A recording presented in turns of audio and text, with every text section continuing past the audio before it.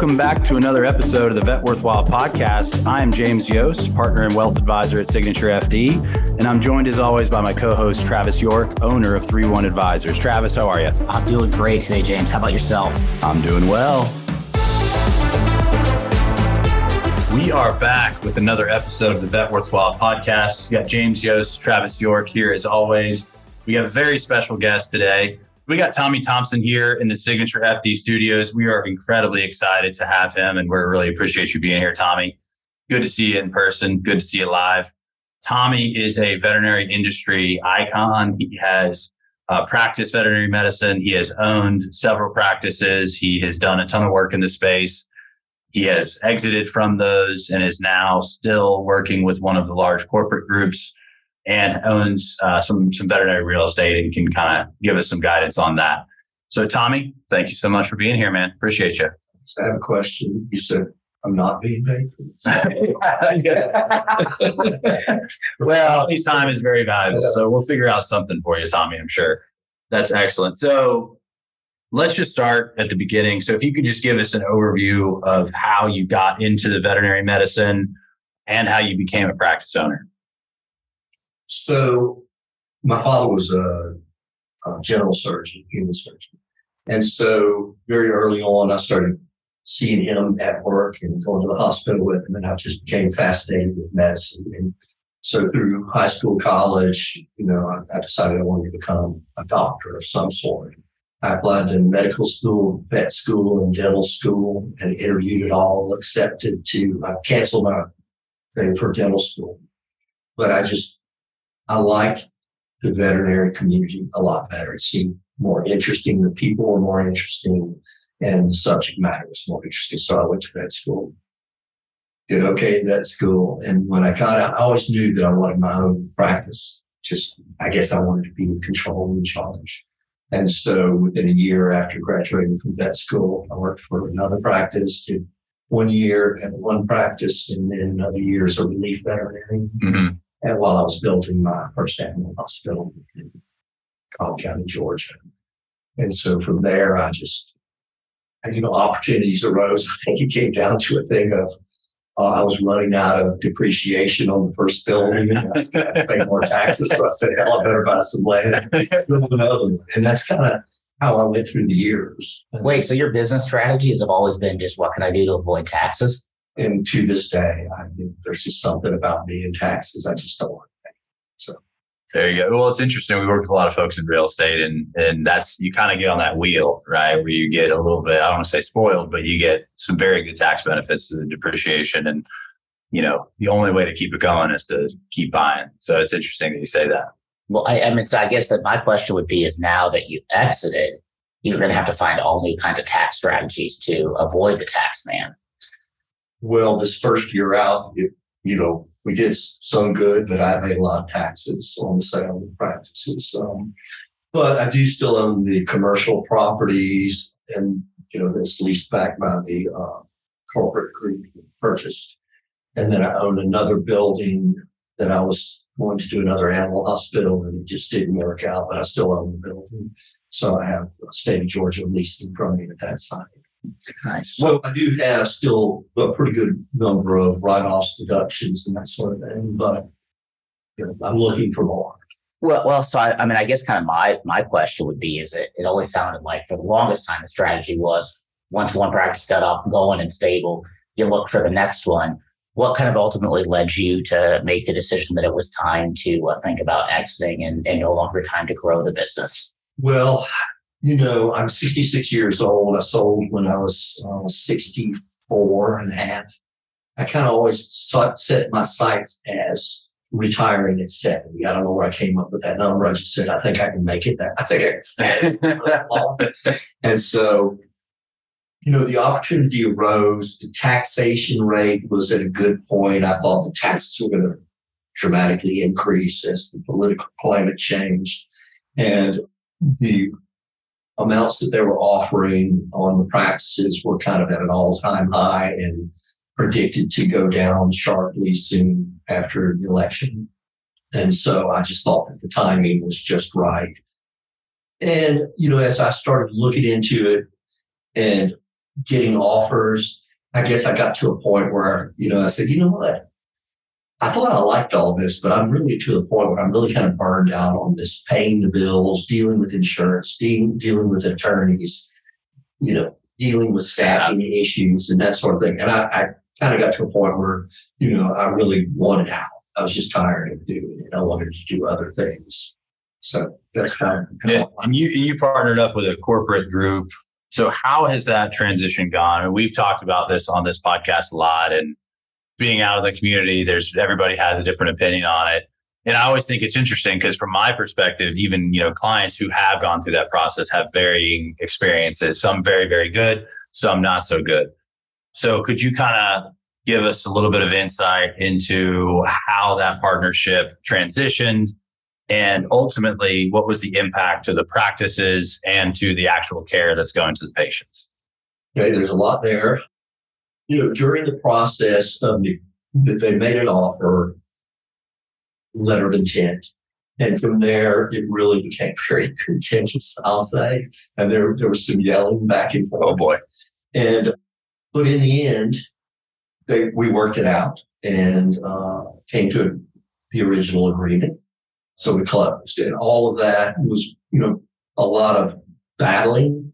But since then, it's been pretty smooth. And, they really haven't bothered me. I haven't bothered them. Can I ask you a question? You said something there that's very interesting to me, Tommy, about, there was some yelling, there was some, back and forth. And, I grew up in a veterinary hospital. My dad was a veterinarian, and, veterinarians tend to be fiercely independent, and maybe the term cowboy up, we'll do it ourselves is common. Did you use an advisor to kind of help guide you through some of that negotiation and some of that contentious negotiation, or did you go it alone? And now looking back on the situation, what would you encourage your colleagues to think about when they pursue that? Great question. I said, this is probably over my head. I probably ought to seek some advice. And I looked to people that were experts, but they're really few and far between. And so I didn't really have anybody. It was happening pretty fast. And I wanted it to happen fast. So it wasn't just them pushing me.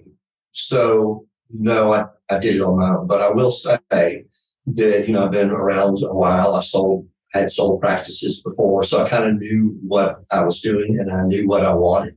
Where the fight was over, what is EBITDA? What was my particular EBITDA for the practices? I knew what it was. I mean, I knew it pretty precisely because I do all the bookkeeping, and they disagreed with me.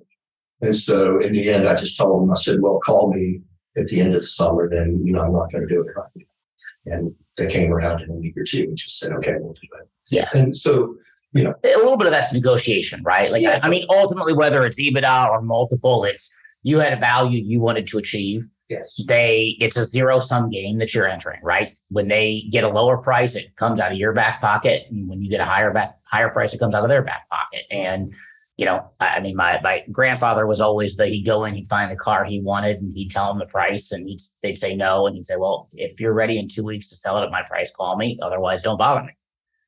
And it's kind of interesting that, obviously in the current environment that you sold, they came to meet you where you were.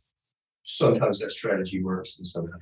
Very good point. That's the beauty of it, though. Like, I think you have the understanding, like you understand the risk, you understand the game that you're playing, whereas not every business owner does, and I think you would have been very fine if they had walked, right? You knew that I was okay. Remember, I told you I wasn't going to retire. So I was prepared. I do like the point about that, though, Tommy, that I think it's just really compelling, right? Is you started early. And when you started early, life is a little bit about leverage. And either sometimes you have leverage, sometimes you don't.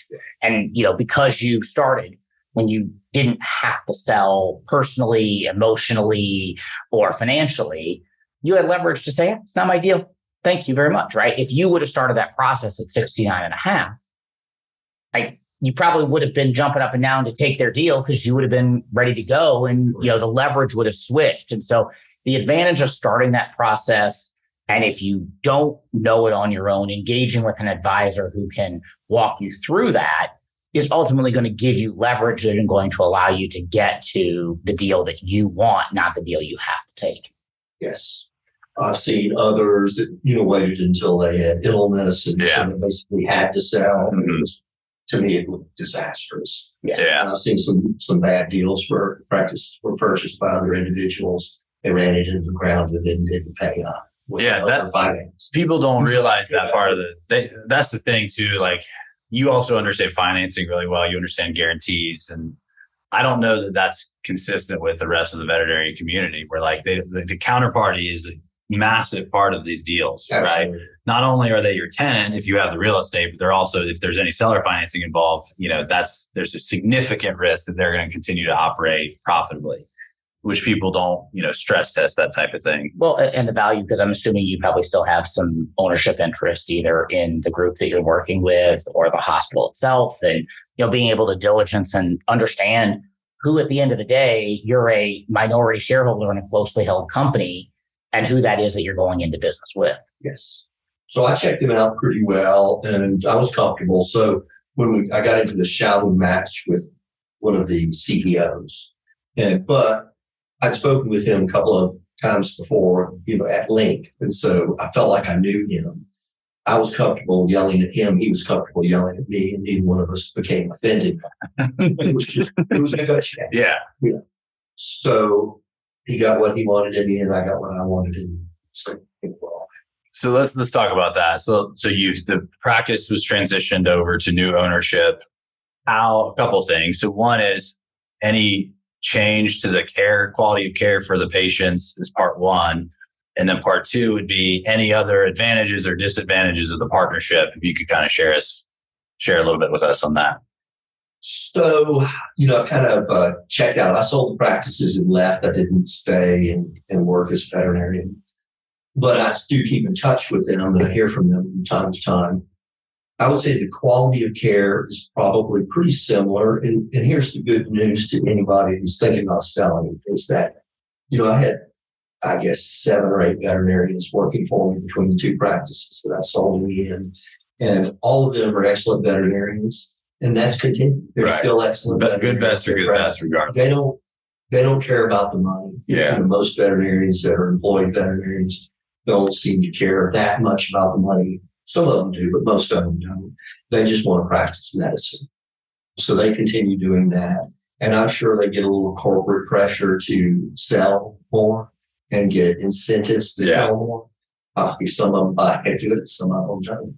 And so in our business, the veterinarian is what really drives the relationship with the clients and the patients. And so I think that stayed pretty much the same. The staff are generally seem to be happy. I can't say that they're happier, but they're not unhappy, except maybe the managers. The managers have taken, I would say that none of them are really that happy. Their workload is a lot bigger and their workload is a lot different. Mm-hmm. And they say that they miss the contact with the owner of the business and the friendship and the relationship there. So, there's a mental hurdle there when you go from a family-owned business to, kind of a corporate-owned business is very different. There's not that tactile relationship that we're talking about. And I think that's true among all industries. Definitely is. I want to jump back to something you said a little bit earlier that kind of ties into transitioning out.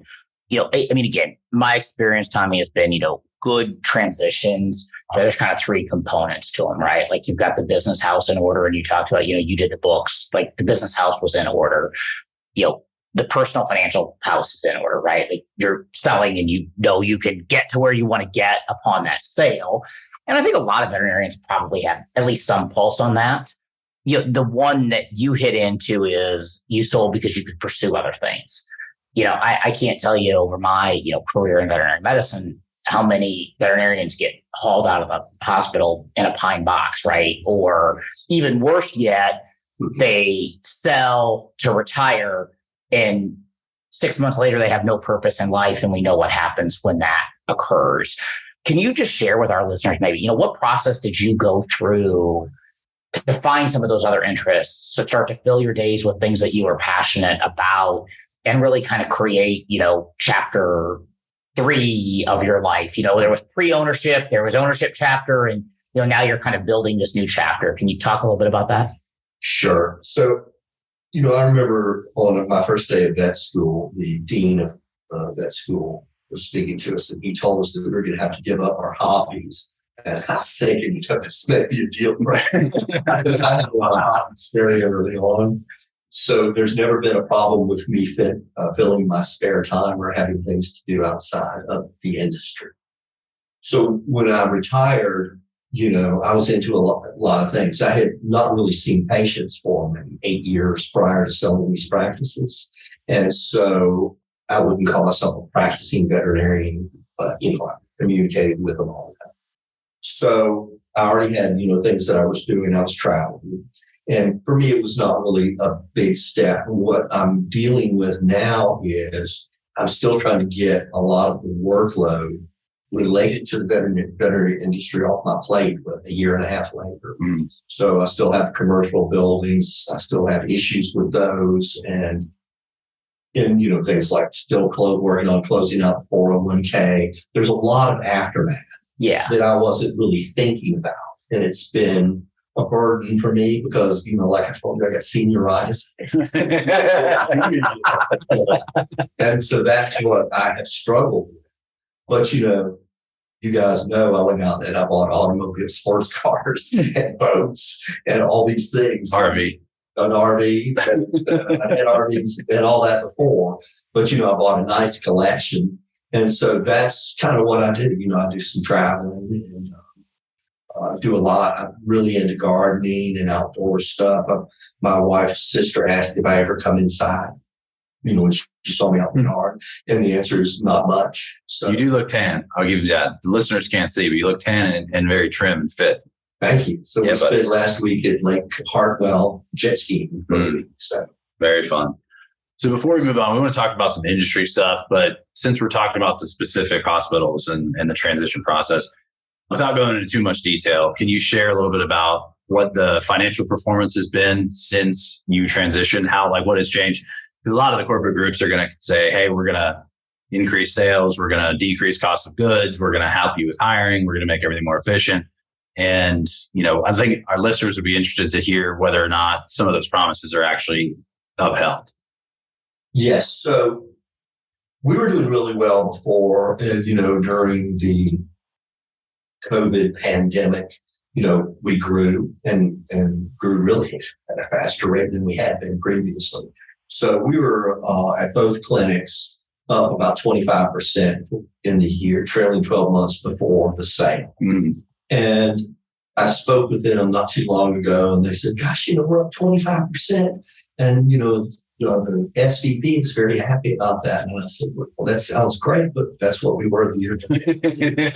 And we did so well before that. So that's really good. But I do think, with their savings on costs, because I've gotten some information about how much they pay for goods. Mm-hmm. And it's shocking that I was shocked. I was paying. And you're a good negotiator. And I was telling you I was a great client to these vendors. I've heard as much as 30 to 50% on some things for certain hospitals and certain partners, right? Yes, depending on size. 50%, and some of them, it's really shocking how much I was paying. So, I understand how that works, but it just, I have to say, I felt for the last 10, 15 years of my practice that I was not working for myself anymore. I was working for selling drugs for them. Mm-hmm. That's kind of how things felt to me. And I was working to get away from that. Yeah. But how can you get away? Right. Well, but I think the corporation is doing very well. I will say they're doing very well with my two practices. Yeah.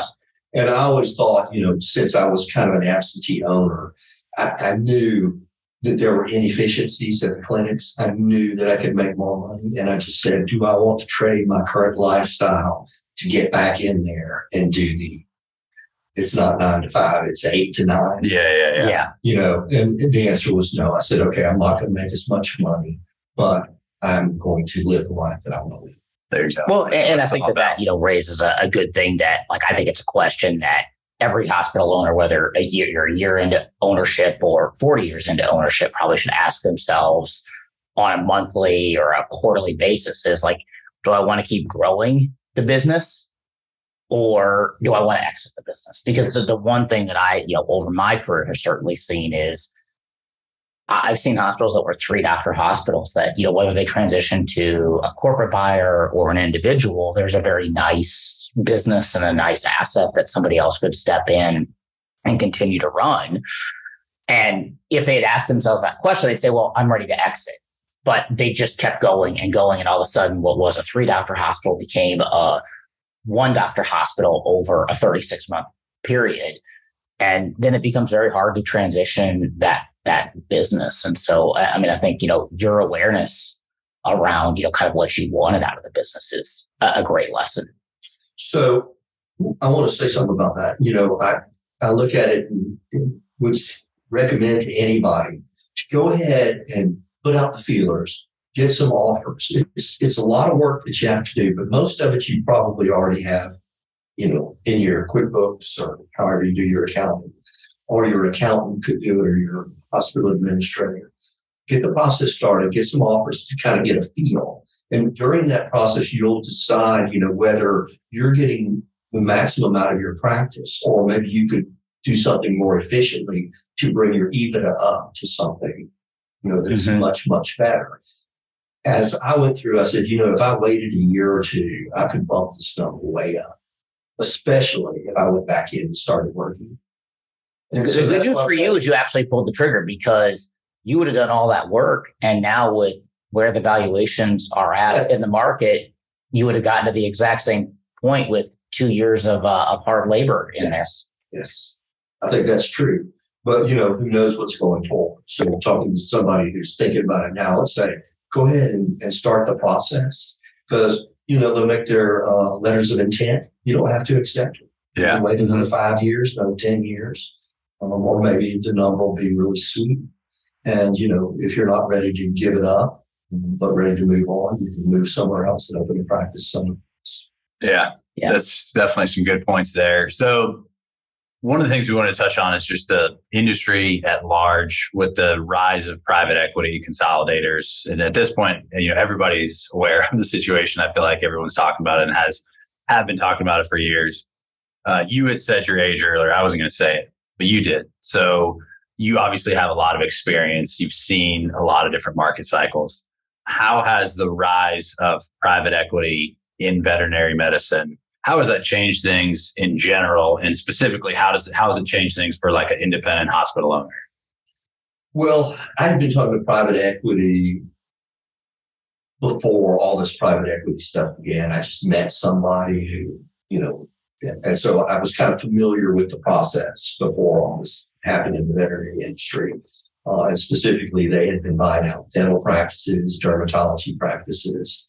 And so, they were very threatening, and they were saying things like, they said, well, if you didn't sell to us, we would just open up across the street and run you out of business. And I told them directly, I said, with all due respect, that's not really how it works. You might knock my numbers down for a period of time, but I think I'll always be able to outperform corporate practices. And so, it's changed. I see a lot of changes. I see prices going skyrocketing, more so than just what's happening related to inflation. Absolutely, yeah. The relief at salaries numbers are just freaking me out right now. It's tempting me to go back to become a veterinarian again. But all the prices of pharmaceuticals and lease rates, property taxes. It's skyrocketing. So I think part of that has to do with the private equity involved. And I think they own half the nation's animal hospitals now, somewhere. Something like that on the general practice, and specialties way higher, right? So it's affecting the industry. But with respect to the people that are private practitioners that want to hold their practices, I think it's wide open for them. I think they should raise their prices along with the corporate world. Maybe they won't be quite as profitable as corporate since they have all the buying power. But I think you could raise your prices higher and just provide better quality medicine, not necessarily better quality medicine, but better quality service, more personalized service, because we've all seen what corporations can do. And we all know what we do in our own practices. And most people, everybody cares about how much things cost, but I believe that people are looking for value for the dollars spent. I've heard this in so many seminars about practice management, but I really believe it's true. And you can't go crazy with your pricing, but you can definitely price higher than corporate and just provide a better experience. I mean, look at everything that we do today with plumbers, electricians, and you just get terrible service everywhere. And people are just desperate for a good experience for the dollar spent. And we veterinarians have always been good at that. And I think, that's what I look at. I could open a practice tomorrow and I can run the corporate guy across the street, probably, maybe not out of business, but I give him a good run for the money. Yeah. I mean, my wife handles the animal stuff for us. We have 2 dogs, 3 cats. So she's at our vet almost weekly at this point. Sure.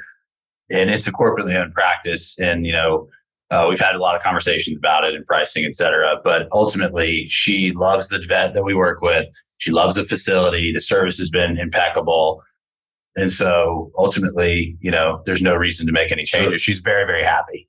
Where I could see a lot of people, pushing back because they have been one of the groups that has raised prices, more than the pack, even so. But at the end of the day, she feels great. I mean, she loves it. Couldn't speak more highly about it. So it's just interesting to see how that has kind of evolved from the traditional, mom and pop model where it's 1 or 2 docs. Well, that's good news. Yeah, that's good news because I've seen a lot of stuff with the corporate practices where it's not necessarily like that. One of my prime hospital administrator has been working with this buying group and going into practices that are struggling and trying to fix them up. And so some of the stuff she's told me has been pretty crazy. Yeah. So. Yeah, there's definitely horror stories out there on all these, but it's good to know that, and I've heard from other folks who are with the same group that you are, that it's been a, overall very positive experience. So, Yeah, I think I got lucky there and just picked the best one, at the time. Who knows what will happen in a year. Yeah. But. So what advice would you have? So say somebody is considering and they're looking at offers and what are some of the factors that drove you to this specific group? Since we're talking about it, we've heard folks come on and talk about culture or the ability to hire and, having powerful financial practices. What was it that you specifically looked to? And then how would you advise somebody who's maybe 3 or 4 years away from selling? That's a great question. It was pretty tough because, the offers were fairly similar. I think, cash is king, right? So the number was really important. And the one I went with was the highest number as far as the multiples. Can I just jump in real quick and ask a question? Because we're obviously in a little bit different environment today. Was it top line value or was it cash in your back pocket that you really focused on? I think overall value, the total offer. Okay. So, but that's what I was comparing. So I looked at that. That was pretty important. I have to say that I was very much moved and swayed by one particular group. Should I name names? I mean, I think you already said the one that you partnered with. But one group is talking about culture and some of the things that they said, I loved it. It sounded great. And it was very tempting. They were talking about particularly how we take care of our support staff and how they were going to pay them and profit sharing and all this and, bump the numbers up like 33%, as far as how much they were paying people. And as I sat there and listened to it, I said, that sounds wonderful, but who's paying for this? Yeah. Where is all this money coming from? Because, veterinary practices are pretty lean and mean type businesses. And we've always felt like we can't just jack our prices way up. The public won't stand for that. And so it just didn't add up to me. Yeah. It's kind of where I went. And the other group that I went with was business-like, down to earth, very professional, a lot of communication, great communication. They helped me a lot with collecting numbers. representative came out to my practice, helped me pull the numbers out of the computers, and which was very helpful to me. And, I guess I could have muddled through, but it just saved me a lot of time. And so I think that was it, and it just seemed like they just had a lot of experience with it. They bought a lot of practices. They knew what they were doing. It was a well-oiled machine, I guess. That's been what I've kind of seen as well. Well-oiled machine, very professional. And even though we yelled at each other, it was professional, and we worked it out. So there you go. I know we're winding down. You said one thing earlier that this is going to be my final question for you. You talked about when I was in vet school many, many years ago, I knew I wanted to be a hospital owner. Today, obviously, there's different mindset for many of the graduating veterinarians. There's just a different landscape from when you graduate from veterinary school. What are your thoughts, like, of the mindset of today's veterinarian? Do you think there are veterinarians who want to own their own hospital? And if we rewind and you were sitting in veterinary school today with the current environment, do you think you'd have the same mindset of wanting to own a hospital? Wow. That's a hard one to answer because, sometimes I have difficulty understanding how other people think. There's definitely been a big move, I'd say, over the last 15 years or so in how the people coming out of school are thinking about work. In my day, I was offered a paltry sum of money to work a great number of hours. And that's just what I've been doing through school, what I was used to, what I was expecting. And I did that for years and years and years and never really thought about it. I've always been a hard worker. In the last 15 years or so, I've seen a lot of people, their biggest concerns on contract negotiation was their hours. They wanted, to work 3 or 4 days a week, sometimes less. They didn't want to do surgery. Some instances, others want to do only surgery. So they have a lot of ideas about exactly what they want. Whereas, what I was used to was, you just do what you have to do every day for many, many hours. And, so more power to them. I think that's great. And I always worked with, folks and gave them what they wanted pretty much because we need veterinarians. And, I always like to pay them really well. And I thought that was important. But they produced a lot. So, if I were in school today, I think I would be the same guy sitting in class and I want to own my own practice. But I will definitely say not many people, not nearly as many, want to own their own practices these days. Yeah, I think the corporate thing came along. Yeah, supposed to. And there seems to be a desire for a specific lifestyle. I don't know if work-life balance is the right word for that, but it seems like just exactly what you're saying. Work specific days, more paid time off. And maybe it's just the negotiating chips where they are today based on labor market dynamics, or maybe it's a generational thing, but it's definitely something that is pretty apparent. What's interesting to me about what you said is like you would still want to do it, right? Corporate practices wouldn't scare you away. Like you wouldn't be deterred. But what you would also be aware of is you're a hard worker, right? And like ownership hasn't changed from when you started in 40 years ago down your ownership journey. You walked to school in 2 feet of snow uphill both ways, right? And that's the mindset of an owner. And if you don't have that mindset, ownership is going to be a disappointing thing for you. It's not, where you sit today and where you sat when you said, hey, I haven't been in the exam room and I haven't been a practicing veterinarian for 8 years. Well, that was 35 years into your career before you weren't a practicing veterinarian, and you got to have the right mindset. That's correct. All right, I got one more. Go ahead, Tommy. I've always thought, I work hard, I play. And that's just how I've done it from the beginning.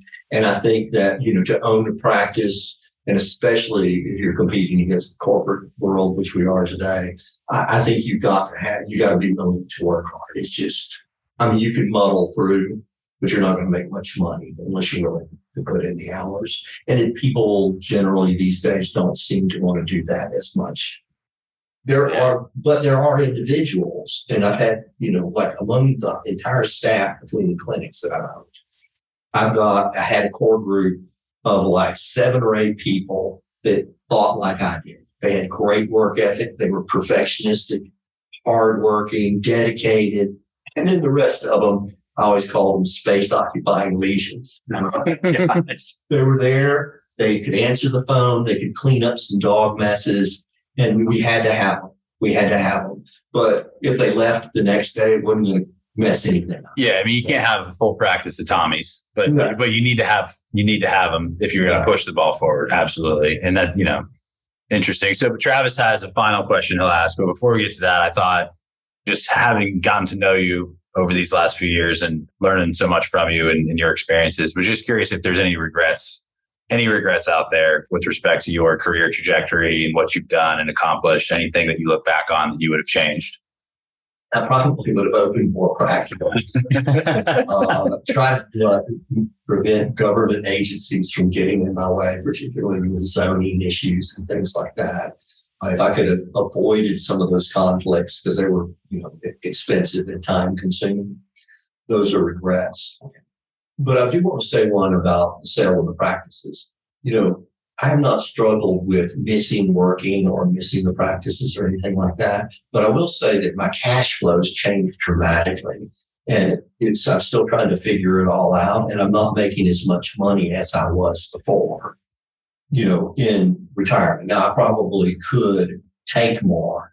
I'm still just trying to work that out, trying to live on less than I was making when I was at the height of my practice. So, yeah, I mean, that's a common theme among small business owners when you go from owning an illiquid cash flow producing asset to having, an investment portfolio and things like that. It's usually a difficult transition. And the beautiful thing about the veterinary world is typically you're going to hold on to the commercial real estate, similar to what you did in your case, which can kind of bridge that gap a little bit, at least, so that there's still mailbox money, so to speak. And it doesn't all feel like it's coming from, a faceless stock market or whatever the case may be. Very interesting that you pointed that out. Well, and I'll say about that, I really do thank you guys because I've had you to kind of advise me through all this, because this is the part, I was really good at all the rest, bookkeeping and, managing cash flows. I mean, I was really good at cash flow management for the practices and had done it for years. You guys have kind of guided me through this, navigating what do I do with this sudden infusion? How do I, avoid paying taxes on it? And, how do I manage the cash flow going forward? Yeah, absolutely. I couldn't have done it. Love it. Thank you. Well, so we kind of always conclude, there's a little saying that a friend of mine has, that everybody wants to change the world. Nobody wants to change the toilet paper. So it's a 2-part question. Have you ever snuck out of the bathroom without changing the empty toilet paper roll? Probably not. Probably. I mean, it kind of depends. Like if there's somebody hemorrhaging out there, maybe. But I come right back. What